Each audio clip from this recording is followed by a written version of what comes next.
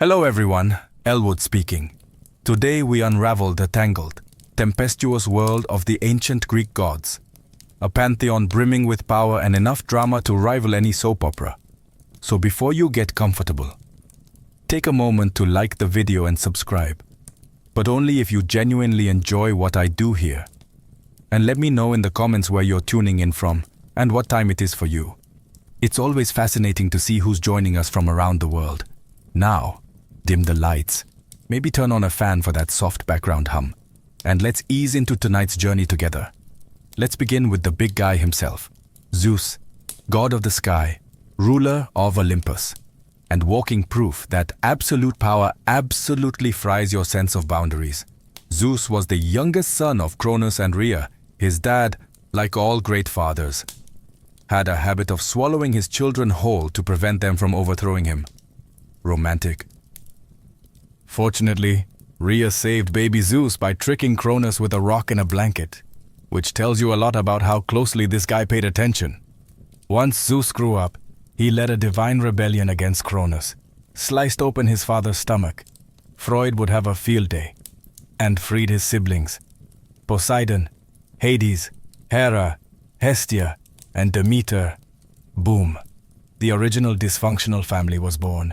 After the gods won the war against the Titans, Zeus became king. He ruled the heavens, controlled thunder and lightning, and was in charge of cosmic order, justice, and oaths, in theory.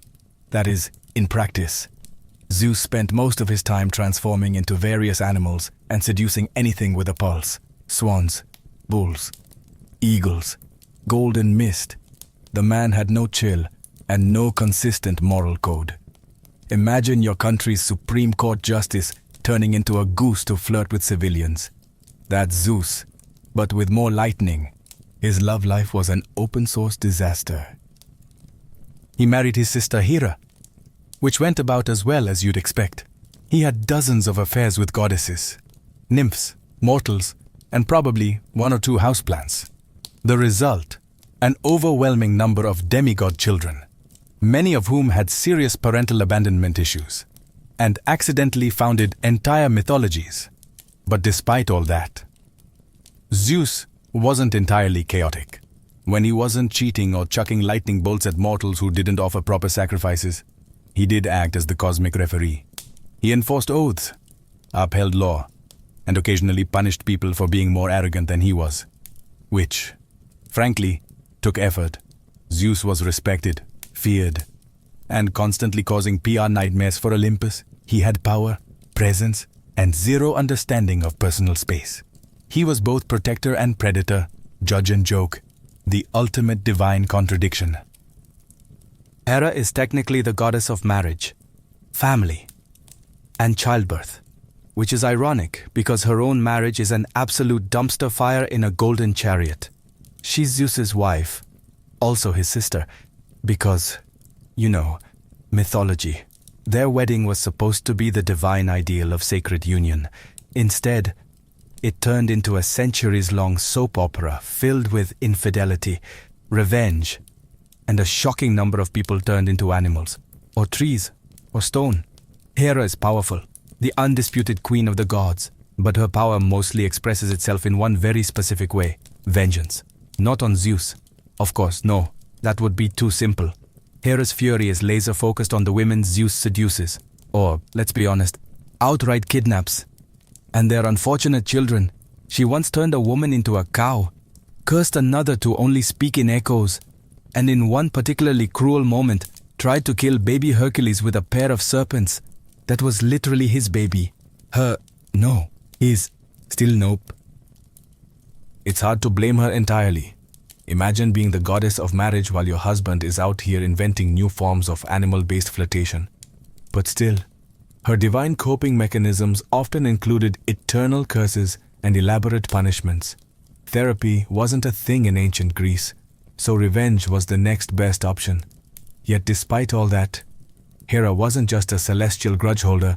She also protected women in childbirth, upheld the sanctity of marriage, theoretically, and punished oaths broken by mortals. She had temples, priests, and a devoted cult following. Cities like Argos and Samos worshipped her as a major force of divine order. In short, Hera was the goddess you prayed to when your husband was faithful, and the one who probably sent a plague when he wasn't.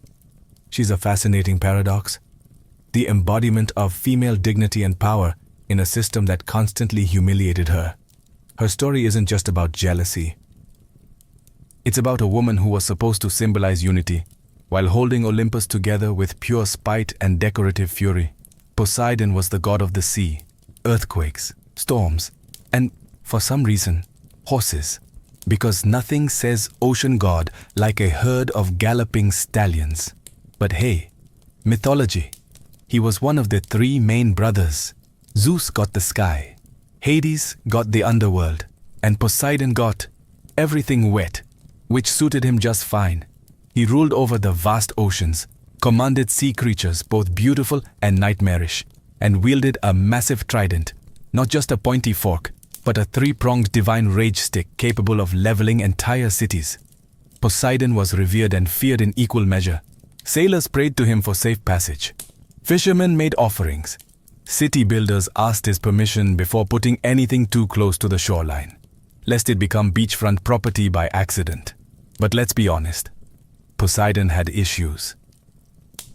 Big, crashing, tidal wave-sized emotional issues. He was the classic unpredictable uncle, sometimes generous, sometimes devastating, always a bit salty. One moment he's creating islands, the next he's flooding your crops because someone forgot to thank him during a sacrificial goat ceremony. He once struck the ground so hard with his trident that he caused an earthquake. Just because he lost a city naming contest to Athena, seriously, she gave Athens an olive tree. He offered a saltwater spring. The people chose olives. He chose vengeance. That's Poseidon in a nutshell. He also had a rather complicated love life. There were nymphs, mortals, even one incident involving Medusa, which ended with her getting snake hair and a monster label, and him walking away without consequences. Classic. Despite all that, Poseidon wasn't just a stormy brute. He was a protector of seafarers, a builder of cities, and, in his calmer moments, a god of prosperity and fertility. He was essential to ancient Greek life, especially for a culture so dependent on the sea. But like the ocean itself, he was always one storm away from reminding everyone who was really in charge. Hades is the god of the underworld, not hell, exactly, but a vast, gloomy realm where all souls eventually clock out for eternity. Contrary to modern pop culture, Hades wasn't evil. He wasn't even particularly cruel. He was just incredibly tired of everyone.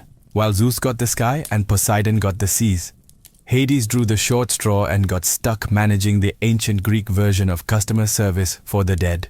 For eternity, in darkness, surrounded by wailing, Hades ruled the underworld with a quiet, brooding authority. He wasn't flashy. He wasn't loud. He didn't throw lightning or crash weddings. He just showed up to work every day, managing the logistics of eternity and making sure souls didn't sneak out the back. The ultimate middle manager.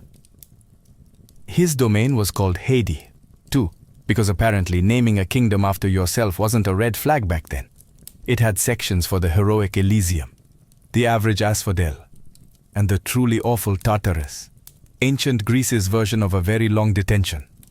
And guess who had to oversee all of it? That's right, Hades, the goth workaholic of the gods. Now about Persephone. Yes, he kidnapped her. Not great, definitely problematic. But also, and Greek mythology is nothing if not inconsistent. They actually grew into a functional, weirdly stable marriage. She spent half the year with him, bringing life to the underworld, and the other half on Earth, causing spring. It's less romance, more mythological timeshare. Hades was also the original pet dad. His dog, Cerberus, had 3 heads, a temper, and 0 obedience training. But he kept souls in line, mostly. Unlike his brothers, Hades didn't cheat, didn't rage, and didn't crave the spotlight. That's probably why ancient Greeks rarely built temples for him. They were terrified of attracting his attention. He was the quiet, grim uncle you didn't invite to the party, but still respected from a safe, polite distance. Athena is the goddess of wisdom, war strategy, handicrafts, and staying 10 steps ahead of everyone without breaking a sweat. She's basically the divine embodiment of logic in a world full of emotional wrecks with lightning bolts. Her birth alone is enough to give Freud nightmares. Zeus, after swallowing her pregnant mother Meti, because prophecy of course, developed a splitting headache instead of aspirin. He got a hammer to the skull, and out popped Athena, fully grown, fully armored, and fully unimpressed with everyone. From day one, Athena made it clear she was not here for nonsense. Unlike her war-happy brother Ares, Athena viewed conflict like a chessboard, something to be analyzed, controlled, and won with minimal shouting and maximum efficiency. If Ares was a chaotic bar fight, Athena was a war room with spreadsheets. She's also the goddess of crafts, which might seem out of place until you realize weaving in her hands was a battlefield. Just ask Arachne, a mortal who dared challenge Athena to a weaving contest. Arachne won, technically, but was then turned into a spider for being a little too talented. Moral of the story: be humble, or enjoy your new life in the corner of someone's ceiling. Athena stayed out of romance entirely.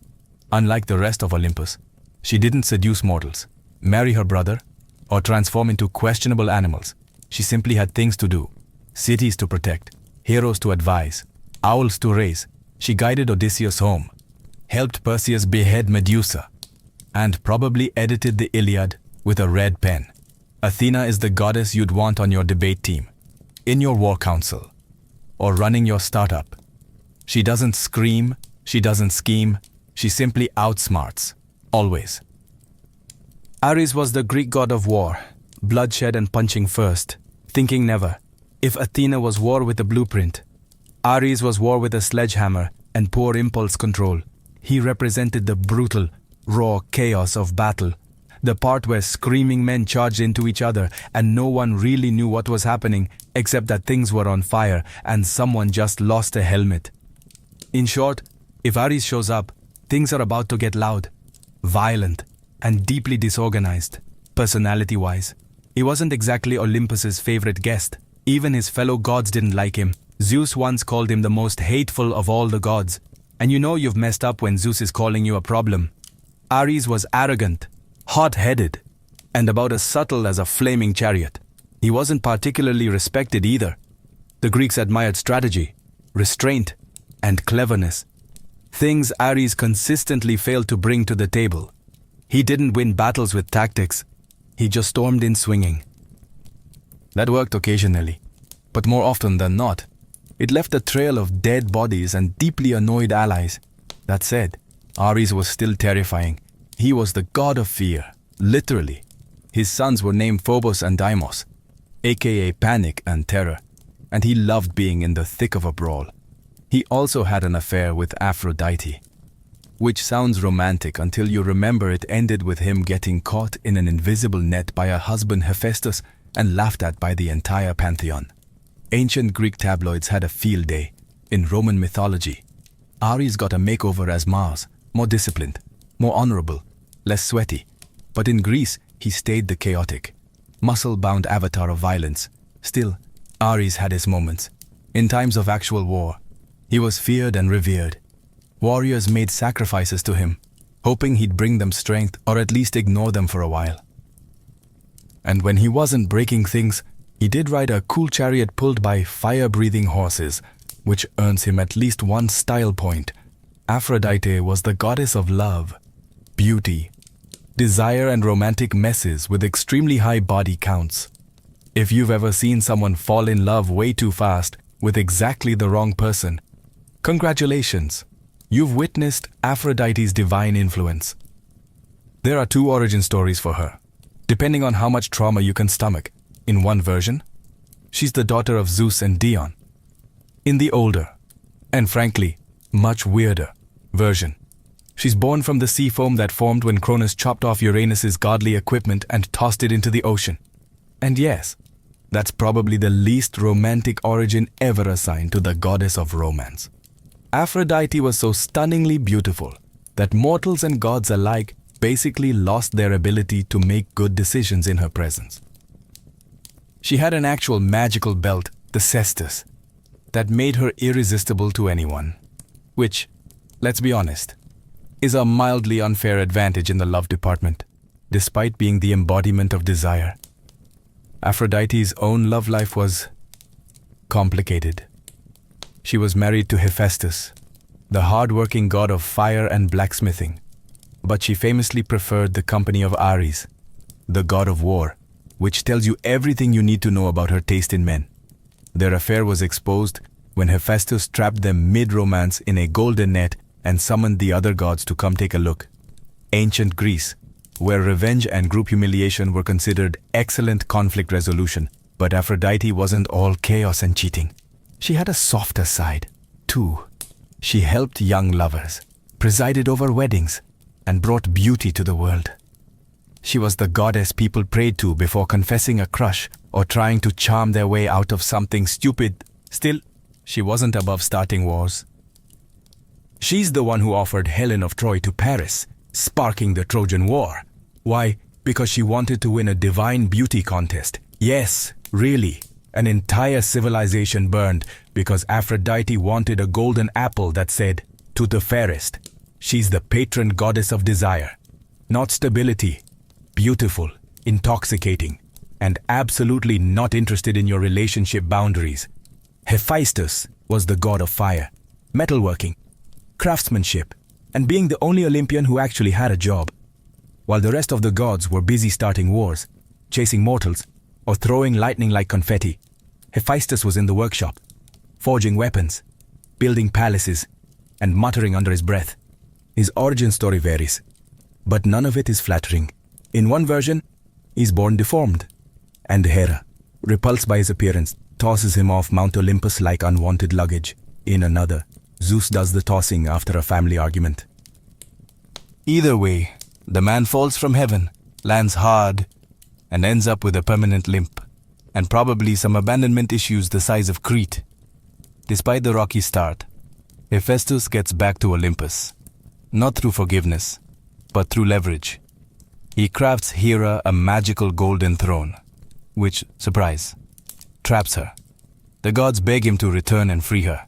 He agrees, but only if they let him back into the divine club. Negotiation nailed. Now back in Olympus, Hephaestus becomes the divine handyman. He forges Zeus's thunderbolts, Poseidon's trident, Achilles' armor, and pretty much every magical item anyone brags about. If it glows, flies, or explodes, Hephaestus probably made it while working unpaid overtime. And yet, for all his brilliance, he was consistently disrespected. His wife, Aphrodite, assigned, not chosen, famously cheated on him with Ares. His family, emotionally distant. To put it kindly, his co-workers, constantly breaking the stuff he just fixed. But Hephaestus never lashed out like Ares or schemed like Hera. His revenge was creative, elegant, passive-aggressive even. That net he used to catch Aphrodite and Ares mid-affair, artisan-crafted, and designed for maximum public humiliation, practical and poetic. He's not glamorous, he doesn't sparkle, but he's the god who built Olympus. Literally, Hephaestus is the unsung hero, the working-class deity of the gods, the patron of blacksmiths, artisans, inventors, and anyone who's ever screamed at a malfunctioning machine and then fixed it with duct tape and rage. Hermes is the god of travelers, commerce, thieves, messaging, and suspiciously fast talking.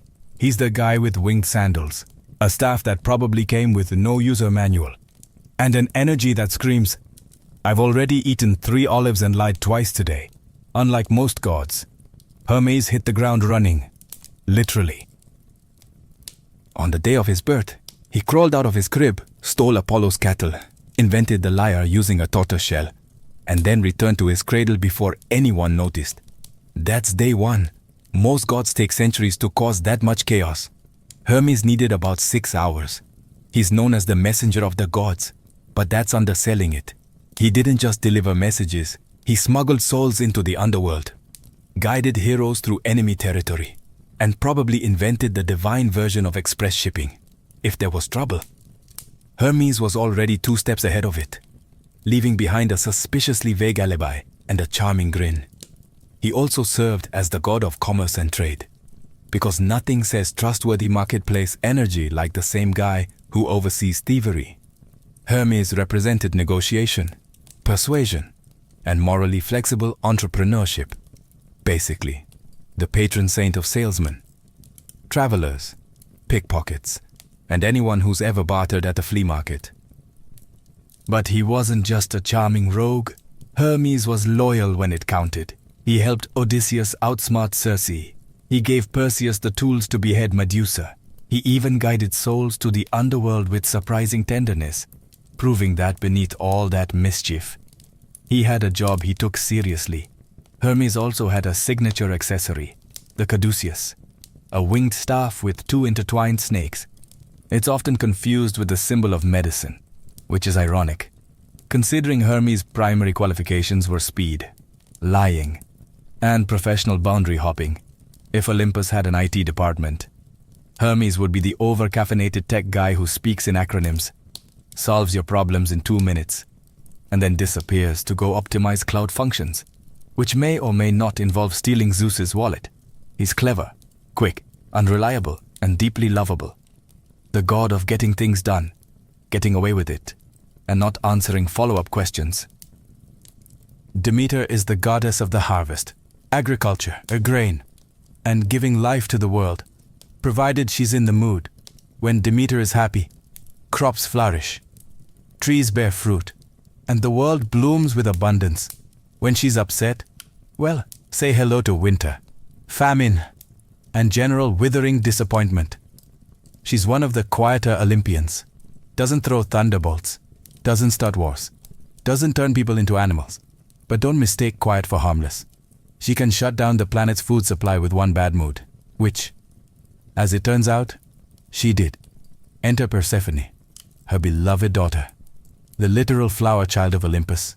One day, Persephone is out picking flowers, minding her own mythological business, when the earth opens up and Hades, god of the underworld and professional kidnapper, swoops in and abducts her. Classic Greek parenting crisis. Demeter, understandably, loses her divine mind. She searches the earth in grief, refusing to let anything grow until her daughter is returned. Crops fail, animals starve, mortals beg for mercy. Demeter's response: no Persephone, no produce. Eventually, Zeus intervenes, mostly because the humans are dying and no one's getting any sacrifices. A deal is struck. Persephone will spend part of the year with Hades, part with Demeter, and thus the seasons are born. Spring and summer. Demeter's happy. Fall and winter. She's pouting. So yes, one of the most important natural cycles in human existence comes from Demeter's seasonal mood swings. Global agriculture powered by maternal grief and emotional blackmail. Mythology at its finest. Demeter also had a strong sense of justice.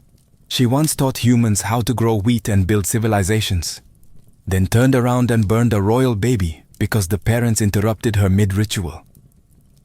It's a fine line between goddess of life and terrifying earth witch, but at her core, Demeter represents nurture, resilience, and the sacred bond between mother and child. She brings life from the ground and takes it away just as easily. Dionysus is the god of wine, revelry, fertility, theater, madness, and those questionable decisions you make after your third glass of whatever he's pouring. He's the divine embodiment of YOLO, wrapped in ivy, slightly intoxicated, and possibly summoning a panther, born under very dramatic circumstances. Dionysus started life as the child of Zeus and a mortal woman, Semele, when Hera found out, because of course she did. She tricked Semele into asking Zeus to reveal his true godly form. Spoiler. It vaporized her. Zeus, ever the problem solver, stitched the unborn Dionysus into his thigh and carried him to term. Yes, thigh pregnancy. Greek mythology, where nothing is weird enough to question. Dionysus grew up wandering the earth, spreading winemaking, chaotic joy, and mild existential dread. He was followed by a rowdy entourage of satyrs, maenads, and woodland party crashers. A traveling circus of ecstasy and potential property damage. His worship wasn't just about fun and grapes. Dionysian rituals involved letting go of your identity, your inhibitions, and sometimes your clothes. His festivals were wild, immersive, and often involved masks, theater, and very questionable decisions under the stars. Think Burning Man, but with divine consequences. But Dionysus wasn't all fun and fermented joy. He had a temper, a very theatrical one. If you mocked him, refused his worship, or interrupted his vibe, things got weird. One king who banned his cult was driven mad and dismembered by his own people. Another was turned into a dolphin. He didn't do light punishment. He did statement punishments.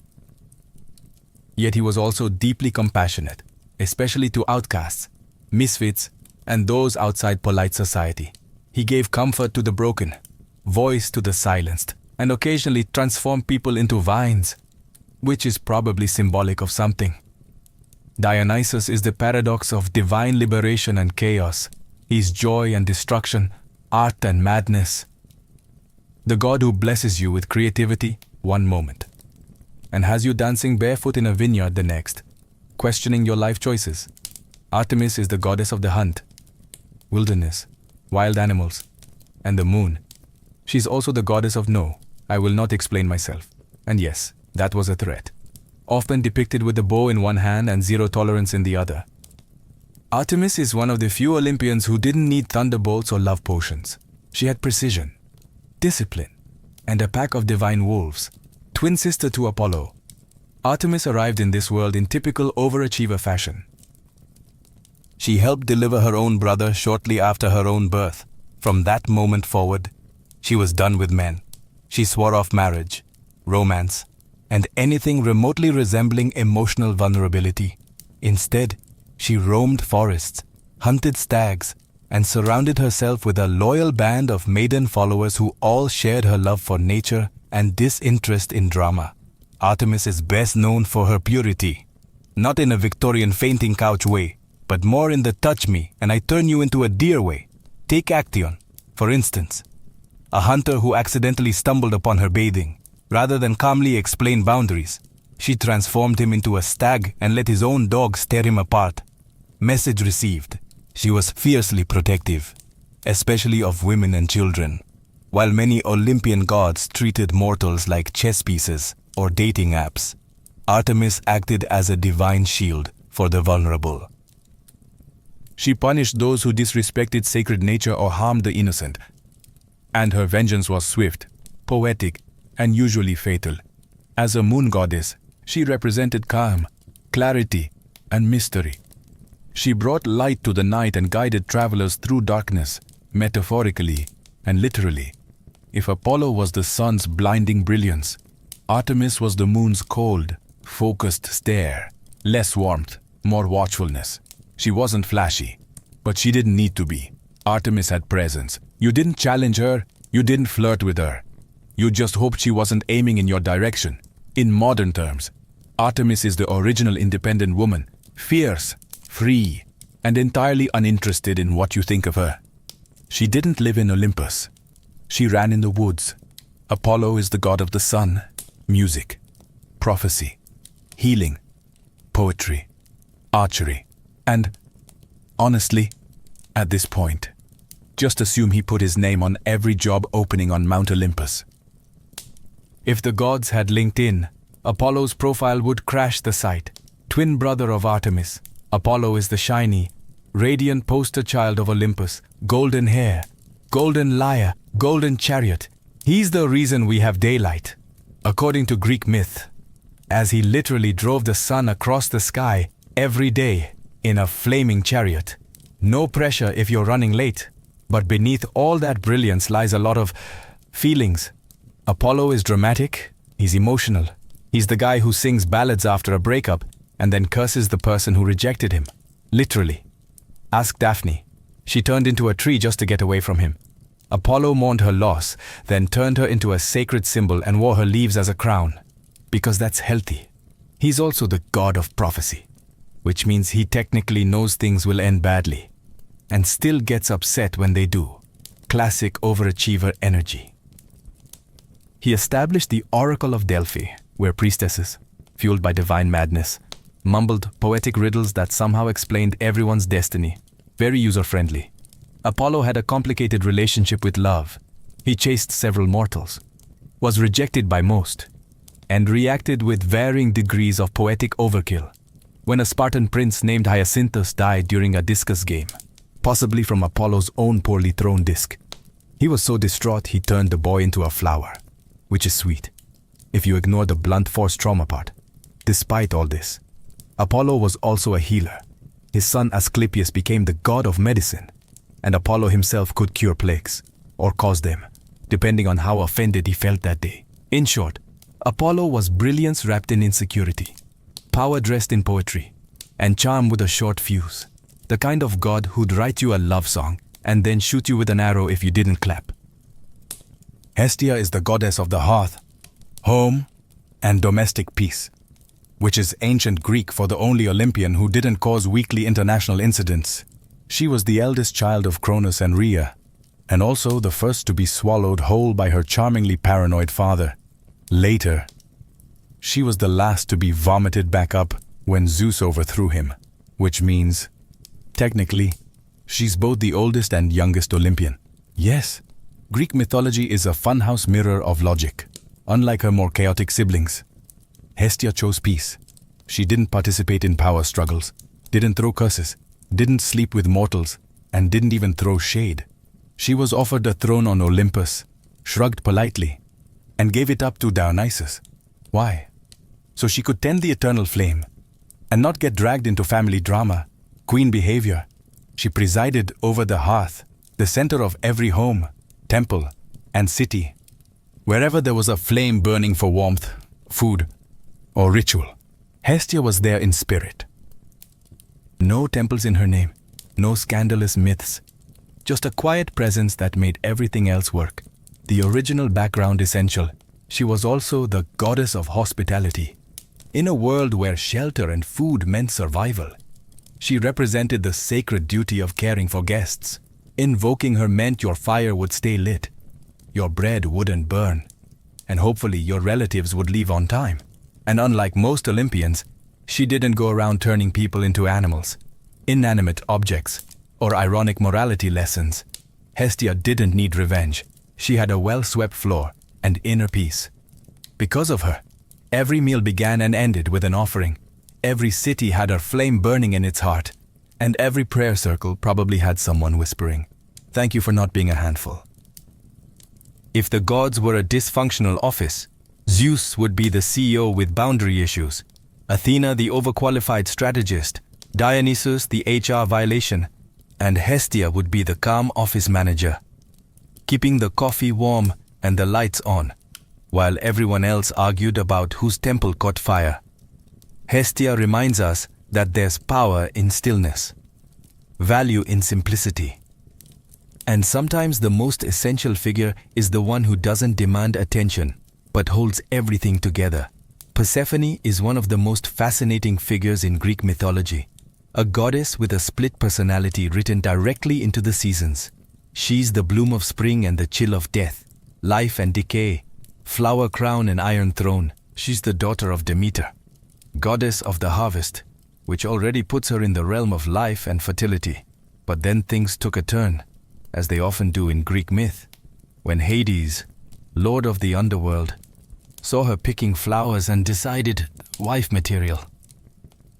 He abducted her, straight into the underworld. No discussion, no coffee first. Demeter, naturally, was devastated.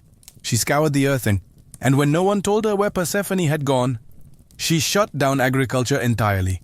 The result, global famine and an angry mob of hungry mortals. Eventually, Zeus intervened, not out of fatherly concern, but because no one was sacrificing anything while starving. A compromise was reached. Persephone could return if she hadn't eaten anything in the underworld, which, of course, she had. 6 pomegranate seeds, just enough to legally bind her to a part-time gig in the land of the dead. Thus began her dual role, half the year on earth with Demeter, ushering in spring and summer, the other half with Hades in the underworld, giving us fall and winter. The ancient Greeks invented seasonal depression with a myth, but here's where things get interesting. Over time, Persephone embraced her role as Queen of the Dead. She wasn't just a sad, kidnapped flower girl, she became a ruler, calm, firm, and quietly powerful. Mortals prayed to her for mercy, for safe passage, for understanding the balance between life and death. She represents transformation, not just seasonal, but emotional. The shift from innocence to strength, from being taken to taking control. Persephone is the goddess of duality. She walks through flowers and bones with equal grace. She's the reason flowers bloom and the reason they wilt. Before Psyche was even old enough to understand the word goddess, she was being compared to one. By the time she reached womanhood, statues of Aphrodite were gathering dust, while mortals traveled miles just to glimpse the face of this mortal girl. Her beauty wasn't simply admired, it was worshipped. Entire crowds treated her as if she were Aphrodite, reincarnated in flesh and bone. People whispered that she must be divine, that no mortal woman could look like this by accident. But for Psyche, all the reverence felt hollow. She walked through cities and villages like a phantom, adored but untouched, celebrated but alone. No one dared to approach her with true affection. Men looked at her like a living painting, flawless, silent, untouchable. Even her family, though proud, grew uneasy. Her two sisters had married noble men, begun families, and lived the kind of grounded, warm lives that Psyche herself craved. But no suitor would dare to court a girl believed to be a rival of Aphrodite, and therein lay the danger. You see, the gods weren't fond of competition, especially Aphrodite. Watching her temples grow silent while mortals laid garlands at the feet of a mere girl made the goddess burn with divine rage. To her, Psyche wasn't a beautiful child. She was an insult carved into flesh. Yet Psyche knew none of this. She spent her days walking gardens alone, speaking to no one. She'd never felt a lover's touch or heard a whispered vow in the dark. Her beauty had become a curse, one that distanced her from the only thing she truly wanted, a soul that saw her. Not just her face, she would stand by her window at dusk, watching the horizon fade and thinking perhaps this was her fate. To be loved by all but held by none. No priest, no oracle, no stranger ever offered an answer. Until one day, someone did. But it wasn't a man, it wasn't a priest, and it wasn't a mortal. It was a goddess, and she wasn't offering love. She was demanding revenge. On Mount Olympus, beauty was more than vanity. It was power, and no one wielded it like Aphrodite. She was the goddess of desire, of seduction, of divine charm. But lately her temples echoed with emptiness. Her statue stood lonely beneath the sun. Why? Because mortals now knelt before a human girl, Psyche, as if she were the new goddess of love. To Aphrodite, this wasn't just offensive. It was treason. The goddess watched from her celestial perch, her envy twisting into hatred. She had destroyed kings for less. How dare a mortal girl steal her worshippers? How dare she exist as a living insult to divine beauty? And so Aphrodite did what goddesses do. She summoned her son, Eros. Now Eros wasn't just any deity. He was the god of love. Yes, but not the soft tender love mortals wrote poems about. No. Eros dealt in chaos.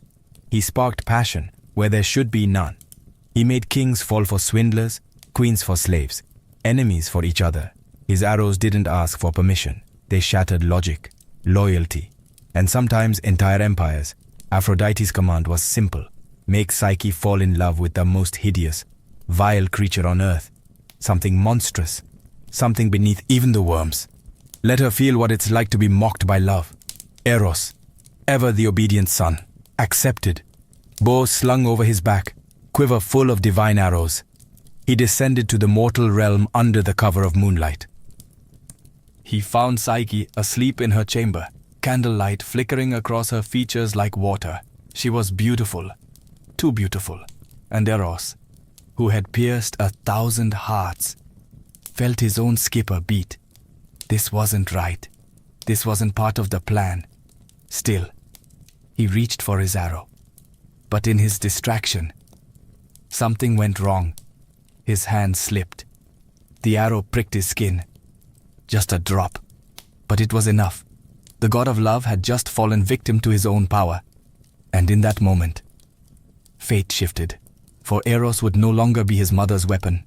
He would be Psyche's silent protector. But neither of them knew what price the gods would demand for this forbidden affection. And Aphrodite would not forgive betrayal. Eros vanished before Psyche could stir from her sleep. The wound from his own arrow still warm on his skin. He had pierced countless hearts, but never once had he fallen prey to his own game. Now, with every beat of his heart, he felt a longing he didn't understand, a need to protect her, to cherish her, to hide her from the cruel eyes of Olympus. But protection came with sacrifice. He couldn't tell her the truth. If Aphrodite discovered he had disobeyed her, worse, that he had fallen in love, there would be no mercy. Not for him, not for Psyche. So Eros made a quiet vow. He would love her from the shadows. Meanwhile, Psyche's life grew stranger by the day. No suitors came. Her beauty, once a spectacle, now seemed cursed. Whispers of divine punishment swirled through the kingdom. Her father, desperate and afraid, consulted the oracle of Apollo, and the words returned were cruel. She shall not wed a mortal man. Instead, she will marry a monster, a beast feared even by the gods. Send her to the mountain top, dressed as a bride. There her fate awaits. Her family wept. Her sisters gasped.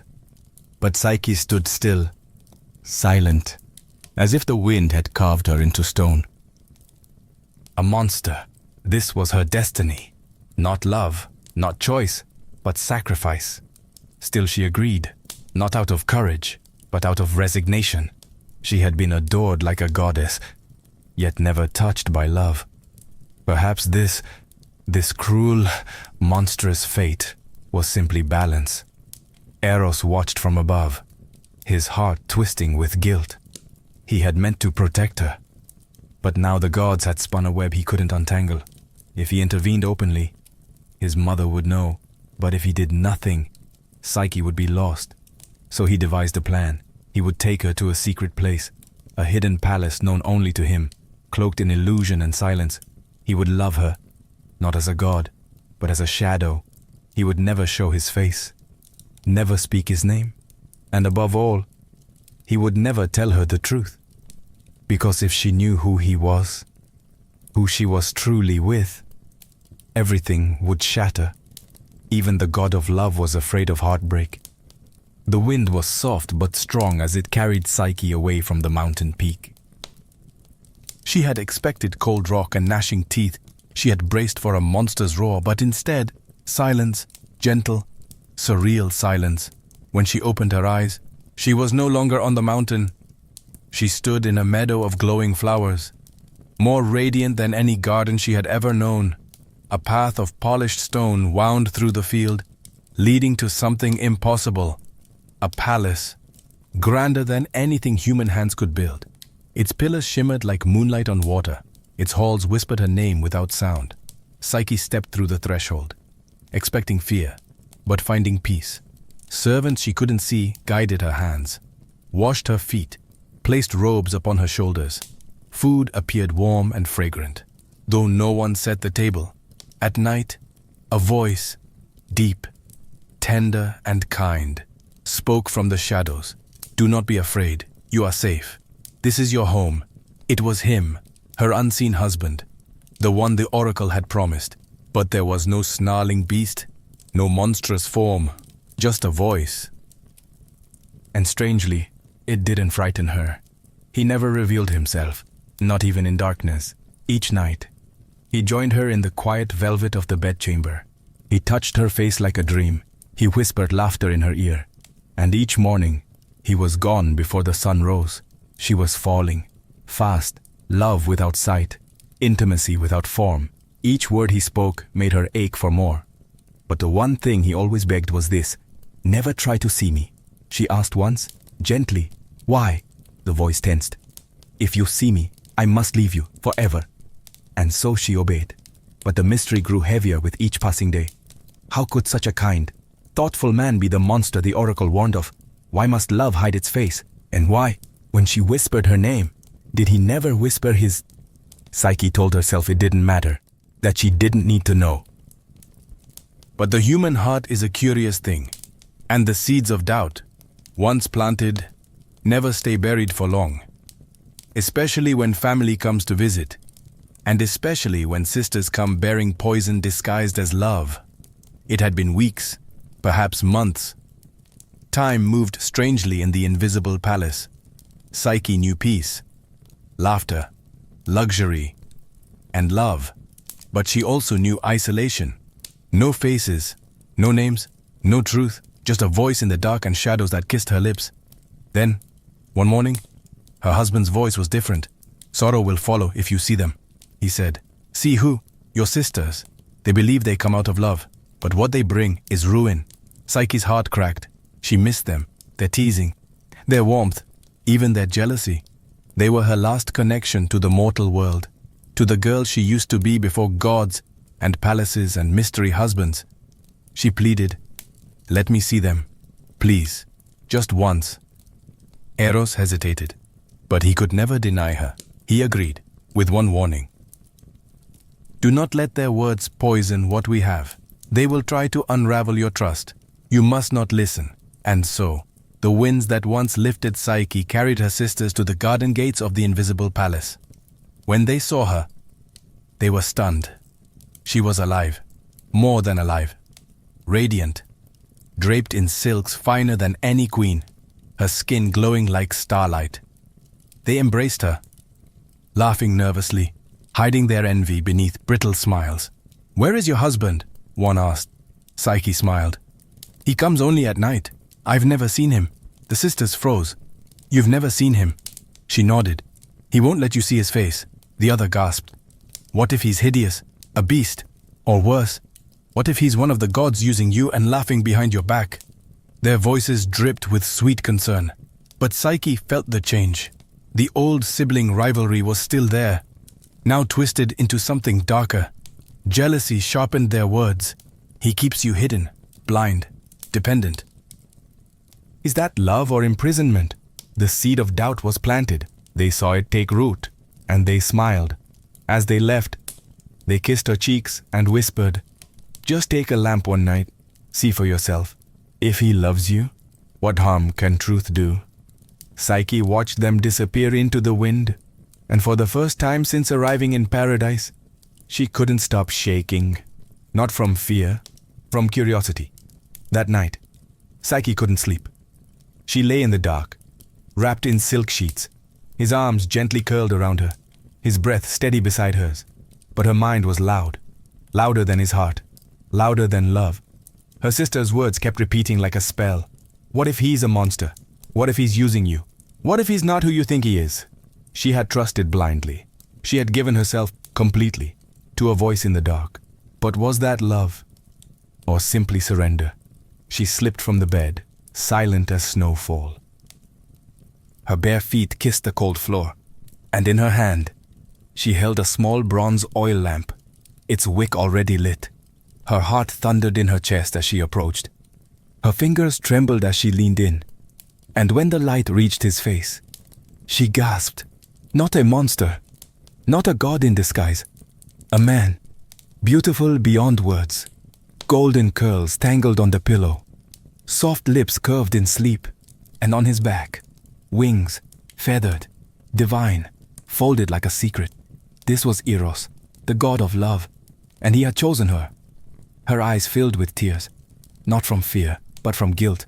He had trusted her, warned her, loved her, and she had doubted. She leaned closer, wanting to kiss his lips, to whisper an apology before the light was gone. But fate is cruel. A single drop of hot oil spilled from the lamp and touched his bare shoulder. He awoke with a cry of pain and betrayal. His wings flared open, his eyes wide with heartbreak. "You broke your promise," he said, voice hollow. "You trusted fear more than love." "I'm sorry," Psyche whispered, falling to her knees. "I just wanted to know." Eros stepped back, his glow dimming. "Now you do." And with that, he vanished into the darkness. The palace crumbled behind him. The invisible world they'd shared unraveled like smoke. Psyche was left alone on a barren hillside, the lamp still warm in her hand and her heart, shattered. She had seen the god of love, and lost him. Not to fate, but to doubt. Psyche wandered, barefoot and broken, across a world that suddenly seemed colder. The lush gardens, the silken halls, the voice that once lulled her to sleep, gone. The sky offered no answer. The earth gave no comfort. Only her regret remained. Each step was heavy with sorrow. She called out to Eros in forests, in fields, in rivers, even in dreams. But there was no reply. The god of love had vanished. Not from Olympus, but from her life. In desperation, Psyche returned to her father's home. But the palace that once cherished her now whispered with rumors. Her sisters, triumphant in her misery, claimed she had married a demon and lost everything. No one believed her tale of love and gods and winged husbands, so she left again. This time not out of exile, but purpose. She would find Eros, no matter how far she had to go, no matter what wrath she might face, even if it meant entering Olympus itself. But mortals don't simply walk into the heavens, so she sought the only one who might guide her path, the one who had started it all, Aphrodite. Yes, Psyche was afraid. The goddess had reason to hate her. But if Eros still loved her, if there was even a sliver of hope, then Psyche would face even the wrath of Olympus to earn redemption. She found Aphrodite not in a golden temple, but in a private garden surrounded by mirrors. The goddess looked into her own reflection, as if searching for flaws that didn't exist. When Psyche approached, Aphrodite didn't turn. "I warned you once," the goddess said coldly, "and still you touched what was mine." Psyche knelt. "I love him." Aphrodite laughed. "You love him? You mean the son you betrayed, the god you doubted?" "I was foolish," Psyche admitted, "but I will do anything to earn back his trust."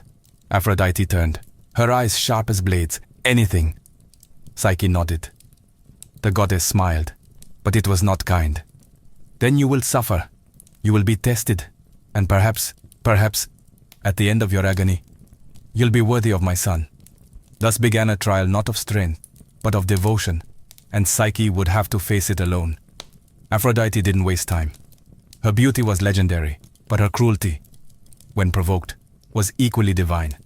If Psyche wanted even a chance to see Eros again, she would have to prove her worth through a series of impossible trials. The first task was deceptively simple.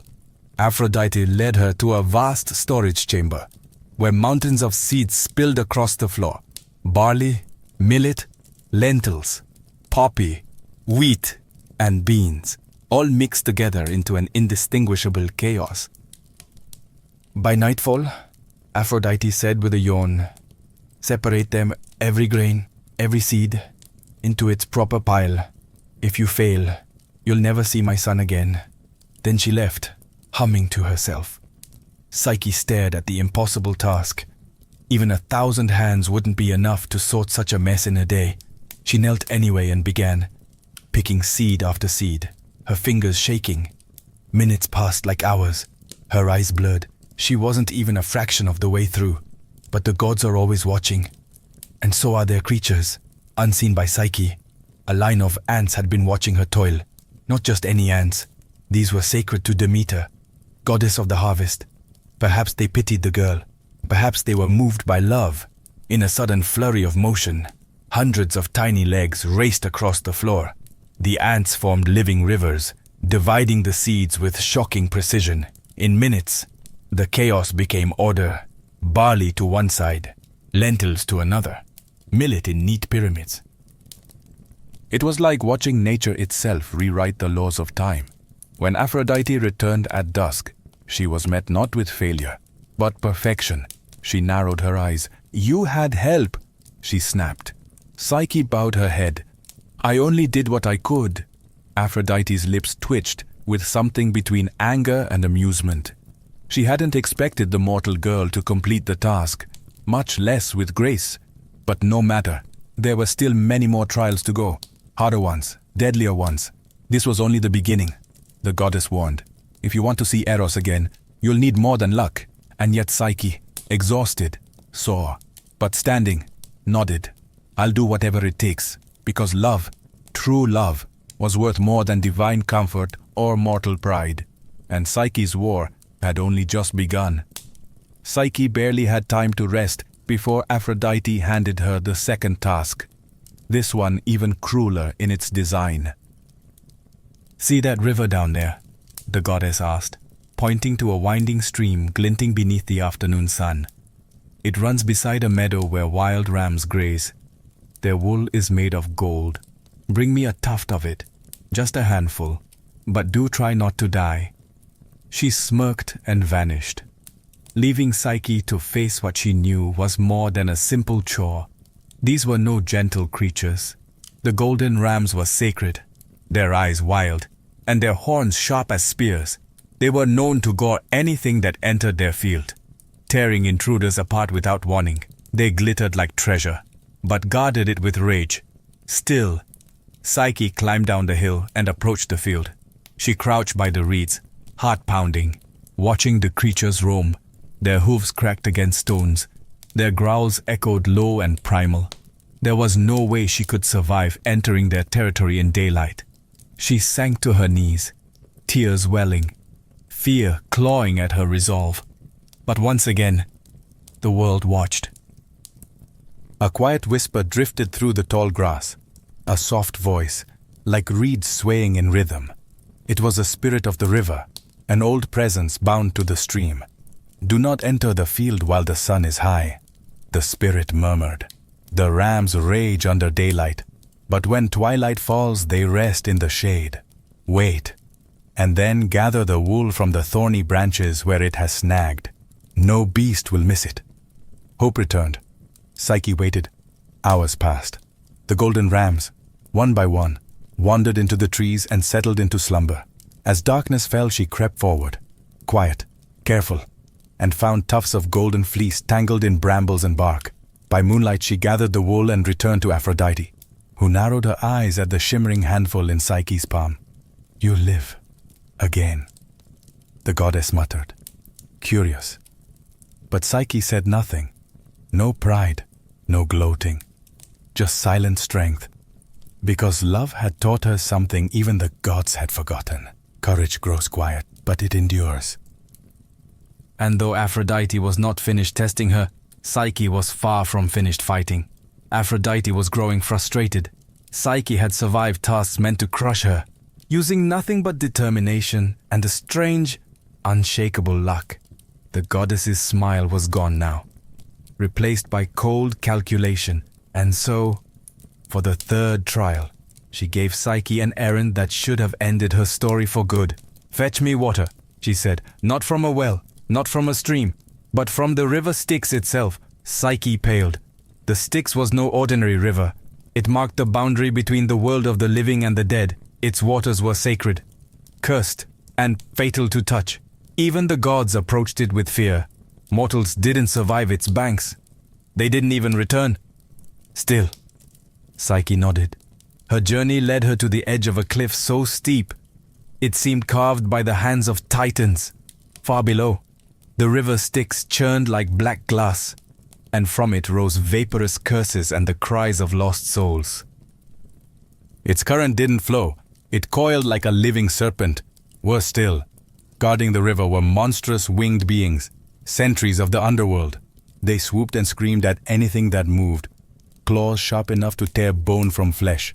There was no way down, no path forward, no hope. She collapsed beneath a rock ledge, clutching the crystal vial Aphrodite had mockingly handed her. "Just a sip," the goddess had said. "Enough to show you tried." But then, a shimmer, a high-pitched hum filled the air, and from a crack in the stone emerged a tiny creature, an eagle, massive by bird standards, regal and golden-eyed, sent by Zeus himself, the eagle of thunder and kings, without a word. It took the vial from Psyche's hand, spread its wings, and soared down the deadly cliff. The sentries shrieked, but dared not attack, for even death respected Zeus's command. Within moments, the eagle returned, placing the sealed vial, filled with Styx's shimmering, cursed waters, into Psyche's trembling hands. She didn't ask why Zeus helped her. Perhaps Eros had once helped him. Perhaps even gods respected love's endurance. When Psyche returned to Aphrodite, the goddess accepted the vial with stony silence. Psyche had passed again, but the final trial would take her where even gods fear to go. And not all love stories survive a journey into the underworld. Aphrodite's voice was colder than the Styx itself. For your final task, she said, you will journey to the realm of Hades. There, you will beg Queen Persephone for a box of her beauty, a gift. You see, for me, I'm feeling quite worn lately. Your existence exhausts me. It was a death sentence. Even the boldest mortals avoided the underworld. The living did not enter Hades' realm and return. But Psyche no longer hesitated.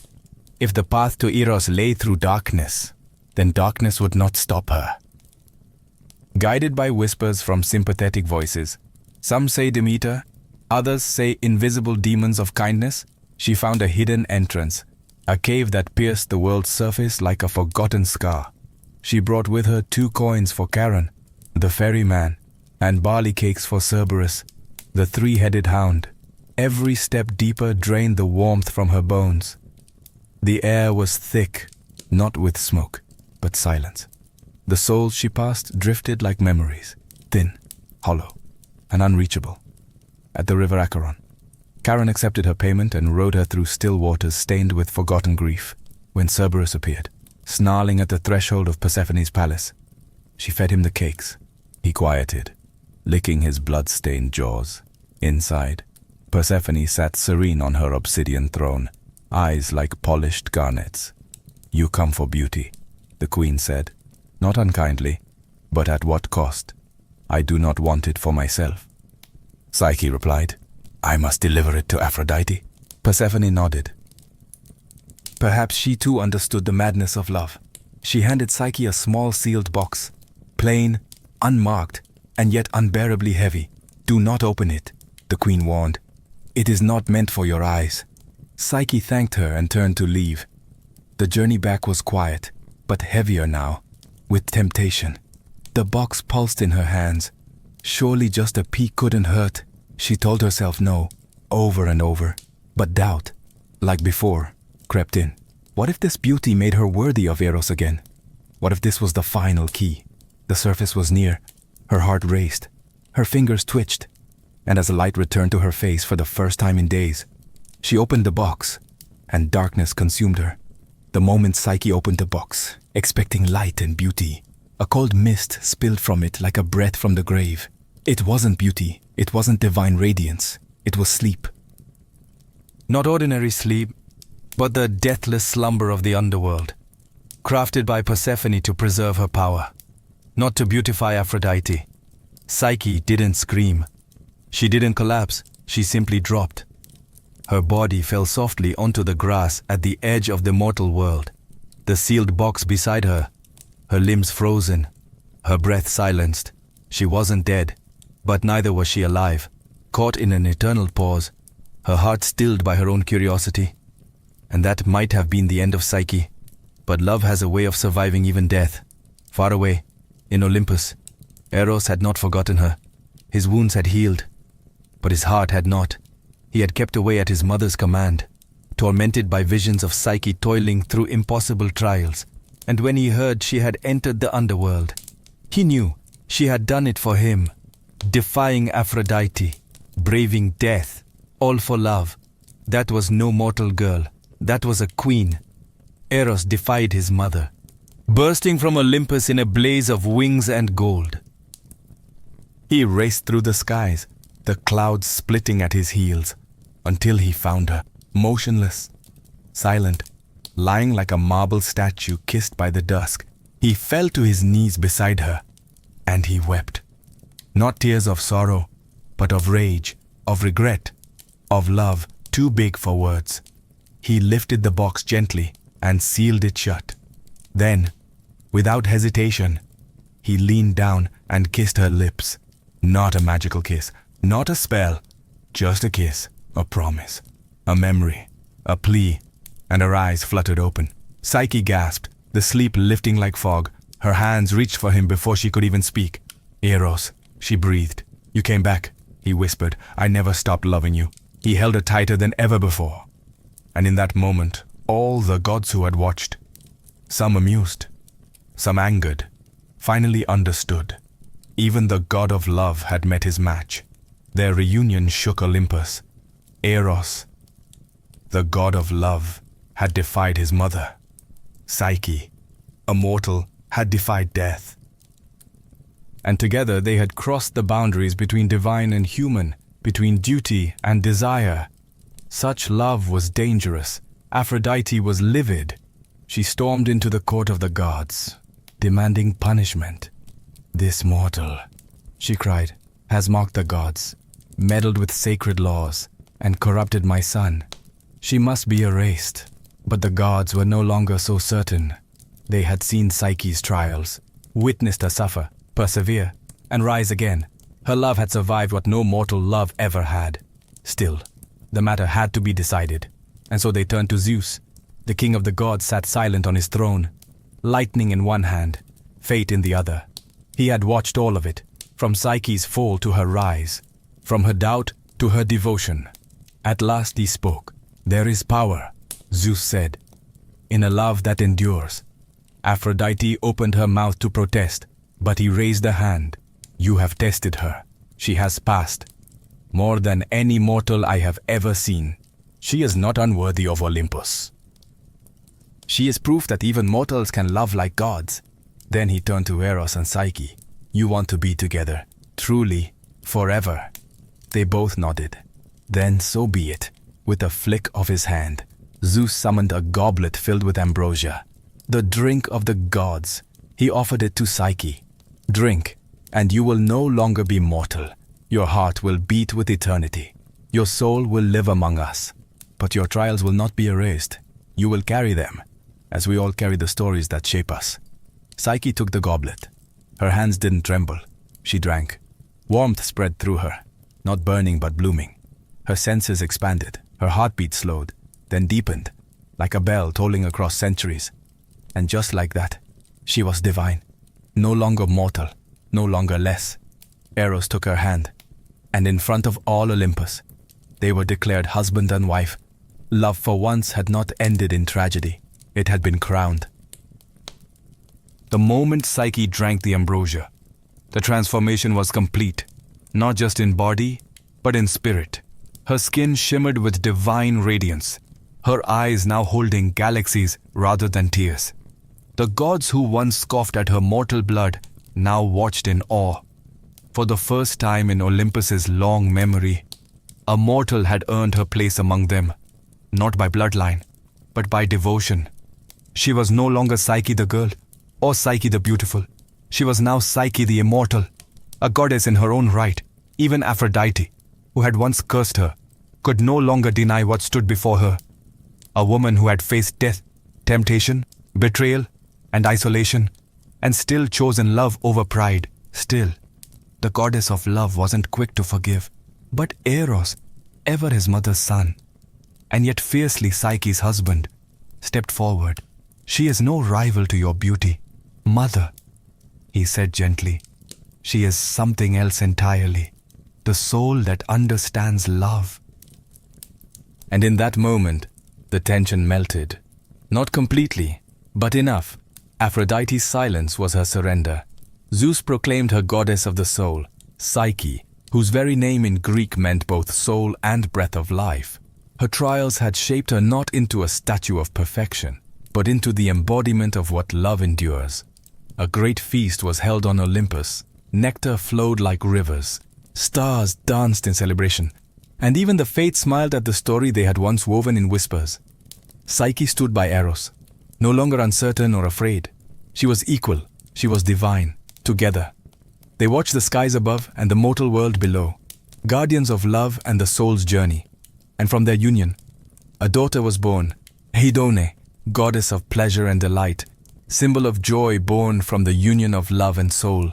Where once Psyche had walked among thorns and shadows, she now danced in eternal light, not because she was perfect, but because she had loved, fallen, suffered, and risen again.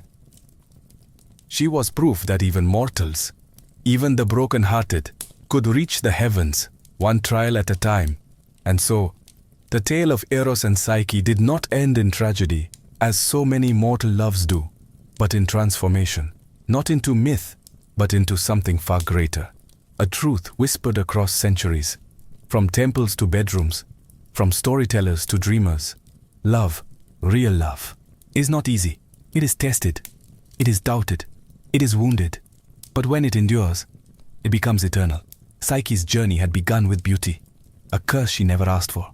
She had been worshipped by strangers, envied by sisters, manipulated by gods. She had been punished for being loved, then punished again for loving back. And yet, she never stopped trying. Even when her heart broke, even when her faith cracked, she kept walking.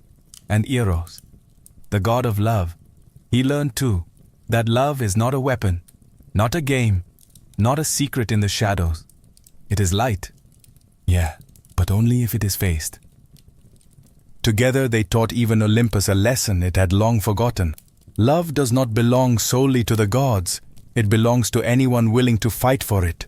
In temples across Greece, lovers would offer prayers not just to Aphrodite, but to Psyche. They would whisper her name before marriages, births, and even funerals, because she wasn't just a goddess. She was a reminder that the soul can survive despair, that love, when it falls, can rise again, and that no matter how deep the underworld, no matter how sharp the trial, the heart knows the way back. Today, long after temples have crumbled and empires have fallen, the story still lives, in the word psyche, meaning soul, in the word psychology, the study of that soul, and in every tale where love is tested and triumphs. Eros and Psyche live on, not as marble statues, but as echoes within all of us. Every time we choose trust over fear, forgiveness over pride, and love over silence, we walk their path. And perhaps, like them, we become a little more divine, long before she was feared, before statues froze mid-scream, and serpents whispered across marble floors. Medusa was a mortal girl, beautiful beyond compare. Her beauty was not loud or proud. It simply existed, uninvited, like sunlight slipping through stone. Her hair shimmered like strands of midnight silk. Her eyes held the calm of oceans before storms, and her presence, though quiet, unsettled kings and gods alike. She was born into a family of monsters, in a time where monsters were worshipped and feared in equal measure. Her sisters, Steno and Oriele, were immortal, fierce, and monstrous by design. But Medusa was different. She alone was mortal. She alone could die, and perhaps that made her even more precious. But Medusa wanted no throne, no lovers, no crown of divine favor. She chose something rarer, devotion. As a young woman, she entered the sacred service of Athena, the virgin goddess of wisdom, war, and restraint, in the echoing marble temple built high on cliffs above the sea. Medusa swept the floors, lit the incense, and whispered prayers long before dawn. She took the vows of chastity, purity, and silence, not because she was forced to, but because she believed. She admired Athena, not just as a goddess, but as an ideal, strong, untouchable, above the chaos of mortal hearts.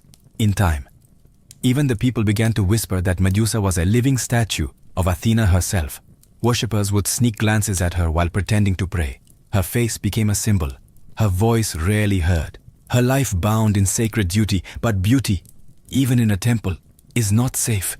Word of Medusa's grace spread beyond the temple walls, past the cities, through forests, into the realm of gods, and with it came danger. For in Olympus, desire often wore a divine face, and the line between admiration and possession was razor thin. One god in particular took notice, not a god of wisdom, not a god of restraint, but a god of seas, storms, and appetites. And while Medusa kept her vows, fate had already begun to twist, because in the realm of gods, even purity can be punished. And soon, Medusa's sanctuary would become her prison, far beneath the crashing waves and coral palaces of the deep. Poseidon ruled the seas with pride, fury, and a hunger that was never fully satisfied.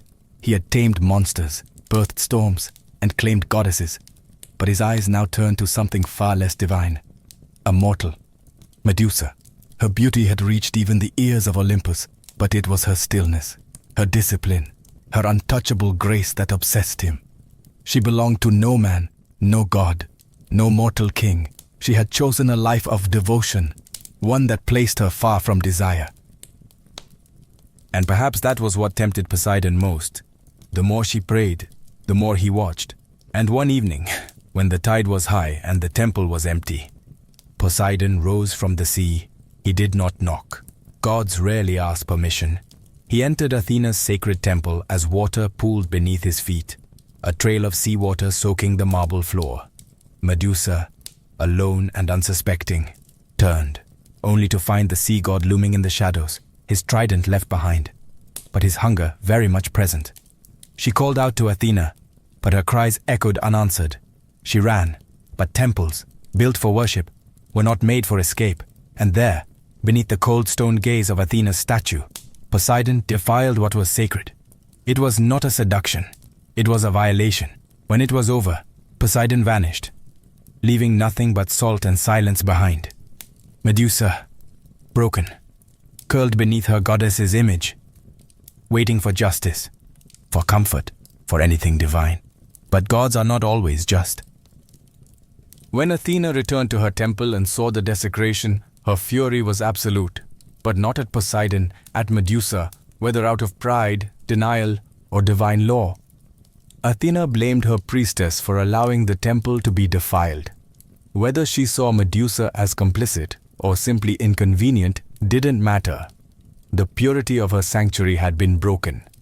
And so, the goddess of wisdom passed judgment, not on the god who had violated, but on the mortal who had been violated, because even in myth, power protects itself, and Medusa, once a symbol of sacred beauty, would now be transformed into a warning no one could ignore. The temple floor was still stained with seawater when Athena returned. The incense had long burned out. The silence was heavy, and at its center, Medusa knelt in shame, her head bowed beneath the unblinking gaze of her goddess. But Athena's eyes were not filled with pity, they burned with fury. For her temple, her sanctuary of reason, discipline, and virgin purity, had been defiled, and though Poseidon had violated sacred ground, it was Medusa who bore the blame. To Athena, there could be no forgiveness. Gods never apologized, and temples never forgot. The punishment had to be symbolic, eternal.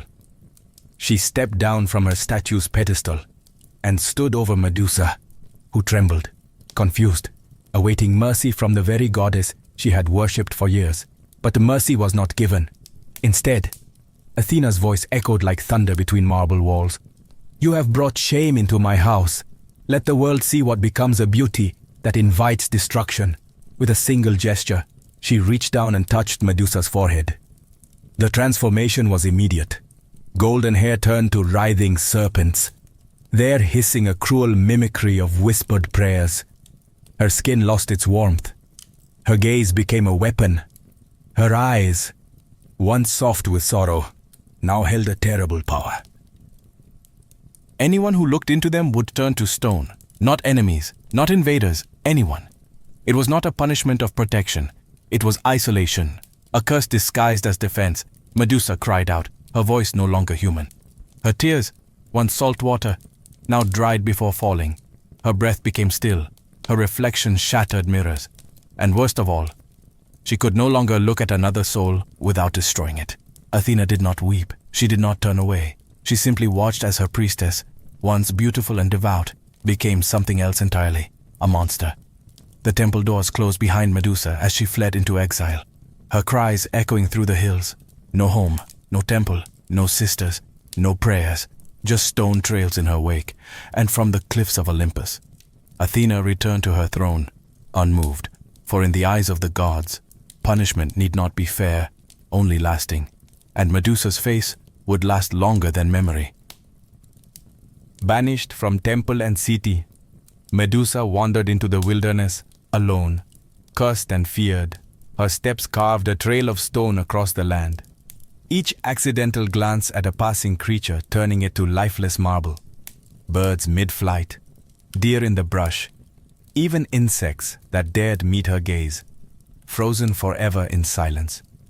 She sought refuge where no man would follow, in the distant lands beyond rivers and ruin, to a bleak, windswept island at the edge of the world, a place untouched by gods or mortals.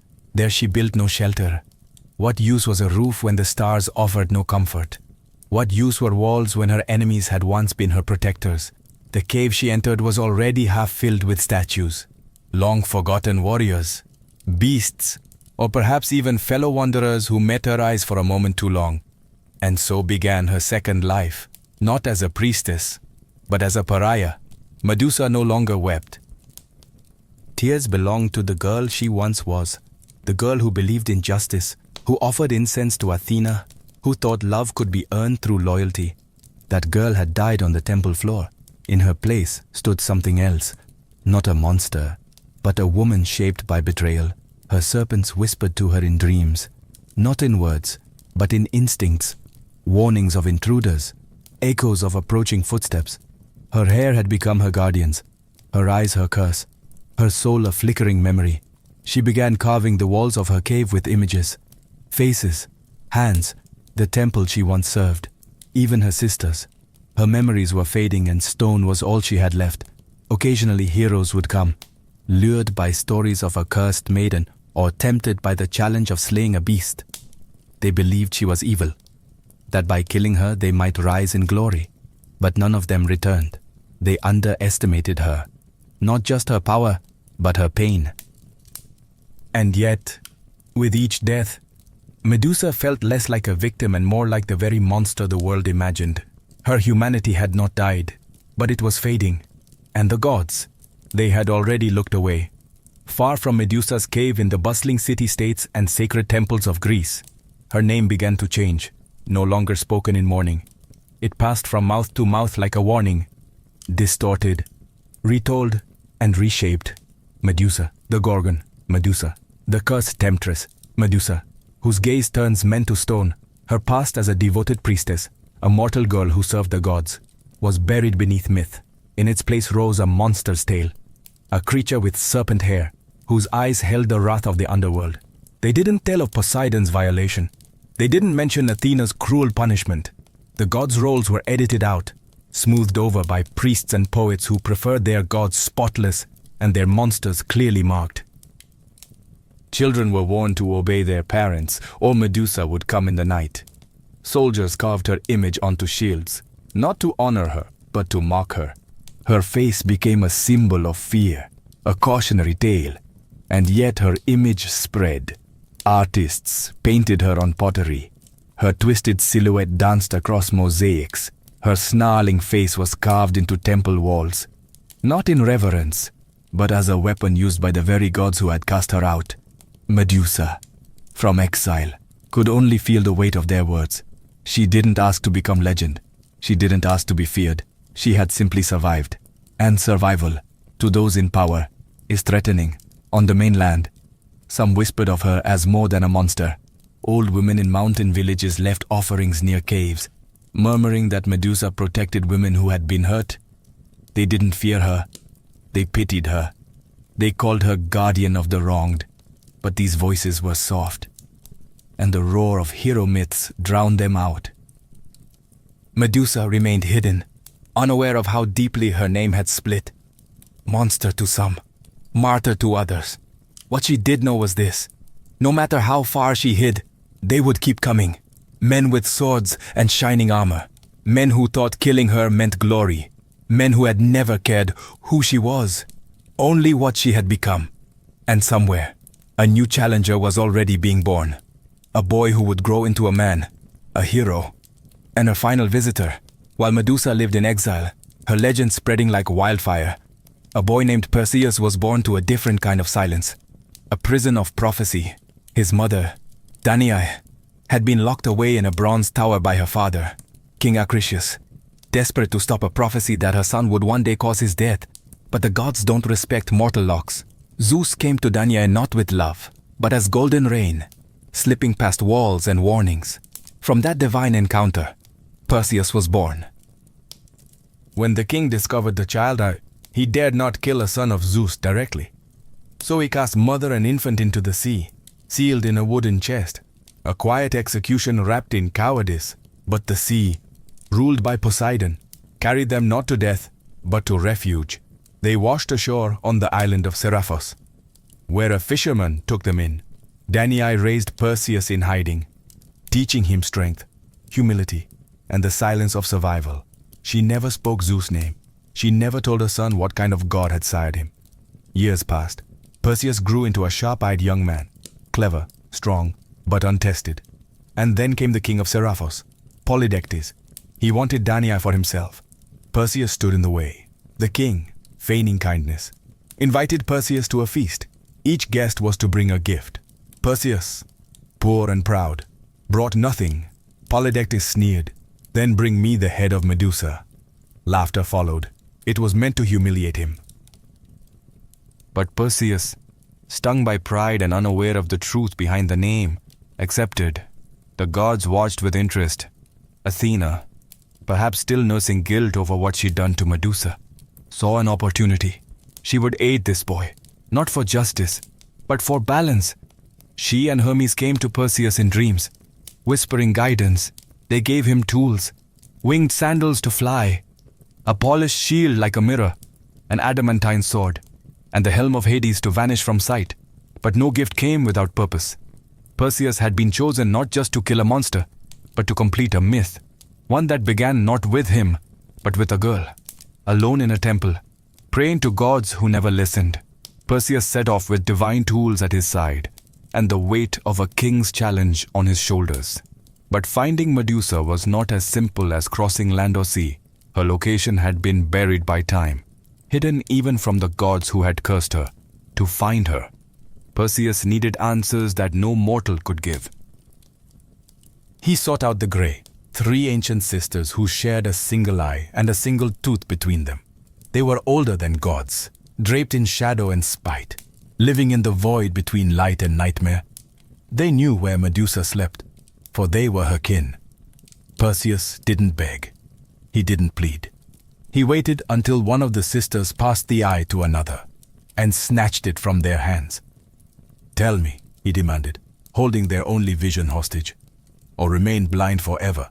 They hissed, but they spoke.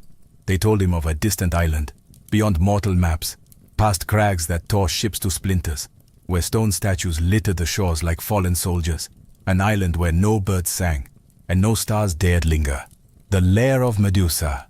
And so Perseus flew, sandals slicing through clouds, heart pounding, not with fear, but anticipation. He saw himself returning to Seriphos with a head in his hands, triumphant, Danae proud, Polydectes humbled. He did not yet question the story he'd been told, that Medusa was a monster, that she deserved to die. The gods had prepared him, but they had not warned him. They had not said that her cave was lined with the remains of men who called themselves heroes. They had not said that her eyes were not cruel, only cursed. And they had not said that her face, beneath the serpents behind the myth, still carried the shape of a woman once full of faith. As he flew across the sea, the winds howled louder, as if trying to speak. But Perseus heard only silence, a silence the gods knew well. Because when you create a monster, the last thing you want is for someone to hear her speak. When Perseus landed on the shores of the island, the world seemed to hold its breath. No breeze, no birdsong, only statues, hundreds of them, scattered like fallen warriors across the cliffs and crags. Their faces were twisted in terror, mouths frozen mid-scream, eyes wide with the last thing they ever saw, her.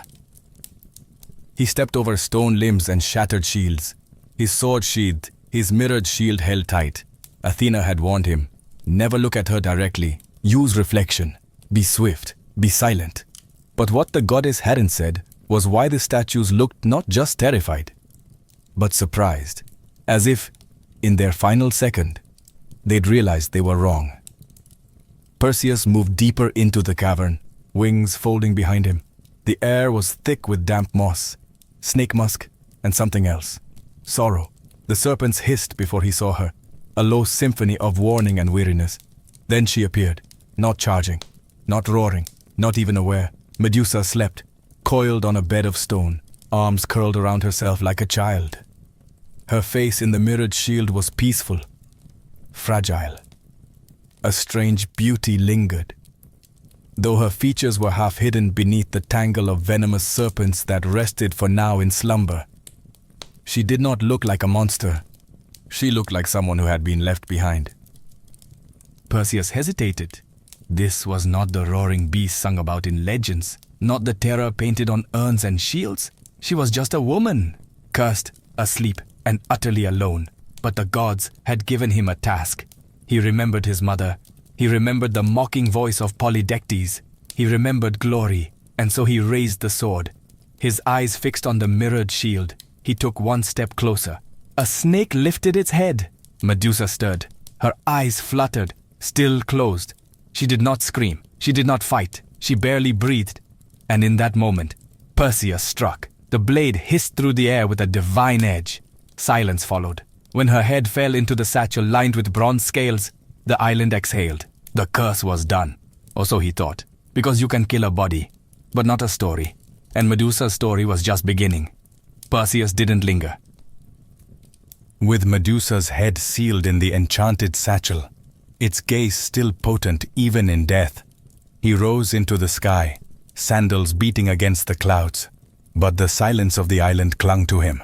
Not a silence of victory, something colder. The head still pulsed with quiet power, though severed. It was not lifeless. The snakes writhed, tongues flickering, sensing the world beyond the bag. Her eyes remained open, unblinking, capable of petrifying anything that dared peer within. Perseus didn't look. He dared not. The gods had given him a weapon now, a divine trump card, but he began to feel uneasy carrying it. As he flew across the ocean, creatures of shadow stirred in the waves, for this act, though heroic in the mortal realm, had awakened old pacts. Medusa's death had not gone unnoticed. Deep in the sea, her slayer had disturbed the balance. Poseidon felt it. Athena knew it. The fates wove quietly. And far above Olympus, a storm began to gather. Still, Perseus pressed on. His thoughts were consumed with what came next. He would return to Seriphos. He would silence King Polydectes, free his mother, restore his name. He would be a hero. That's what the stories promised.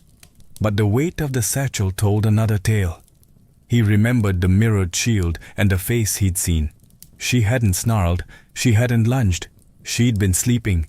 Was that truly a monster? Or had he killed a warning wrapped in misunderstanding? He pushed the thought aside. The gods had guided him, hadn't they? But as the wind howled louder, Perseus noticed something odd.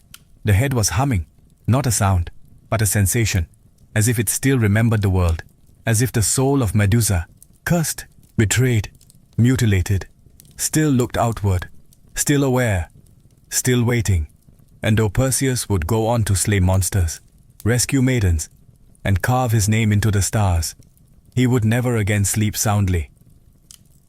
Because sometimes, at night, he swore he heard the faint rattle of snakes beneath his bedroll, and sometimes he dreamed not of victory, but of a girl kneeling in a temple, begging the gods to protect her.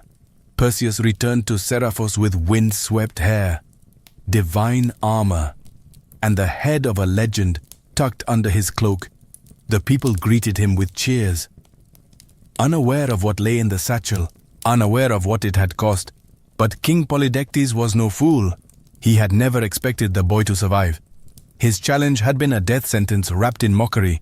So when Perseus strode into the palace, head held high, the king's sneer quickly turned to unease. "You brought me a gift," Polydectes mocked, trying to hold on to control. Perseus nodded once, a token of your request, and with that, he opened the satchel. For a brief second, Polydectes met the gaze of Medusa. Just a second. It was enough. Stone cracked through his skin like frost on glass. His eyes froze wide. His final breath was trapped behind lips turned to the king.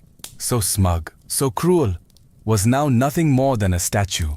The room erupted in screams. Courtiers fled. Some fell to their knees. Perseus remained silent. his expression unreadable. His mother, Danae, rushed to embrace him, finally free, and still. Perseus said nothing about the girl in the cave. To them, Medusa was a monster defeated, a tool used, an obstacle overcome. No one asked who she had been, but Perseus remembered the way her body fell, the way her face in the mirror had not snarled, but pleaded. Still the story spread quickly. Songs were sung, temples raised. Perseus was called Gorgon Slayer, champion of the gods, breaker of curses. They etched his name into marble, never once carving hers beside it. In his later years, he'd place Medusa's head on Athena's shield. By the goddess's own command, her face, once scorned, was now turned outward as a weapon of divine justice. But not justice for her, justice for others even in death. Medusa served, even in silence. Her power remained, and Perseus, the golden hero, walked beneath that shield for years to come. Every victory won with the face of the woman he had slain. He was loved, she was feared, and neither could change the roles the gods had written for them. After Perseus's triumph, Athena summoned him to Olympus, not just to praise him, but to claim what had always belonged to her. Not the sword, nor the sandals, nor the helm of Hades. She wanted the head of Medusa. Perseus obeyed, offering the satchel without question, and with practiced grace, Athena took the severed head of her former priestess and affixed it to her shield, her aegis, turning it into a weapon of legend. The Gorgon's face, once radiant, once innocent, now snarled in frozen rage from the bronze curve of the goddess's arm. Wherever Athena marched, war followed. Enemies turned to stone at the sight of it. Cities fell. Statues of the Aegis spread across temples and coinage. Her shield became both warning and banner. But no one ever asked why Medusa had been cursed in the first place. Athena, the goddess of wisdom, carried the face of a woman she had once punished. Not as a reminder, not out of guilt, but as a symbol of divine power, of what happens when mortals overstep. Yet some whispered differently. Some said Athena was not reclaiming a weapon, but granting Medusa immortality, that by placing her on the Aegis, she ensured Medusa would never be forgotten, that the girl who had once cried in her temple was now etched into eternity, where even the gods had to carry the consequences of their actions. But the truth, as always with gods, was layered in paradox. Athena had condemned Medusa for shaming her temple, and now she wielded that same shame as a trophy. The transformation was complete. Medusa had been a priestess, then a victim, then a monster, now a weapon, an icon. And yet somewhere in the curve of that sculpted jaw, in the tragic slant of her petrified eyes, something still lived, something the world couldn't unsee, because even as she turned armies to stone, there were always a few, just a few, who looked upon her face and didn't see a monster. They saw a question, a protest, a warning, and that is a power no blade could match. Medusa's face now stared outward from Athena's aegis, unblinking, eternal. To most it was a symbol of divine terror, of enemies turned to stone, of battles won with a single glance. But to those who looked closer, that gaze held something more than fury. It held memory. It held injustice. It held the truth no temple scroll ever dared to write. Through the centuries, warriors marched behind that shield, unaware that the face they wielded once belonged to a woman who had never raised a hand in violence. Her curse, gifted by the gods, had become a tool of empire. The weaponization of her trauma was complete. Still, her eyes continued to see. Long after her voice had been silenced, her gaze bore witness to 1,000 battles. She watched kings rise and fall. She saw temples crumble and heroes turn cruel. She saw altars raised to men who had called her a monster, and prayers whispered by women who understood what she had lost. And sometimes, those women left offerings. Tiny clay serpents placed at hidden shrines, a lock of hair wrapped in cloth, a whispered name buried in the dark, not out of fear, but remembrance, because long before Medusa became a cautionary tale, she had been a protector. Her cave had become a graveyard of would-be conquerors. Yes, but also a sanctuary, a place no man could enter and survive. a place where the hunted became untouchable. In time, her legend fractured. To some, she remained the Gorgon. To others, she became something else entirely, a symbol of resistance, a goddess of wrath and wounded justice, a spirit that stood between the powerless and the predators. Her myth bent and twisted as myths do. But the core remained. A woman wronged. A woman reshaped by pain. A woman whose story had been stolen, but whose stare could never be taken away. And so her gaze endured. Across paintings, sculptures, shields, coins and dreams. And in every retelling, someone new would pause. Someone would ask, was she really the monster? And in that question, Medusa lived again. Centuries passed. Empires crumbled. New gods rose and fell. But Medusa endured, not as flesh and blood, but as symbol and shadow. Her face, chiseled into marble and cast in bronze, migrated across cultures, in Byzantium, in Rome, in forgotten corners of the world. Her image lingered just beneath the surface of myth and memory.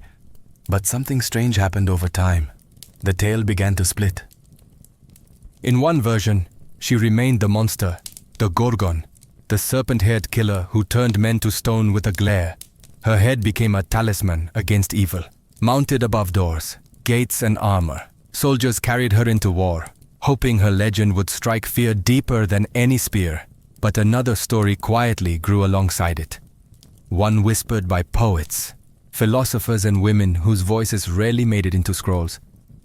In this story, Medusa was not a beast to be slain, but a wronged woman, punished for beauty, cursed for a crime committed against her.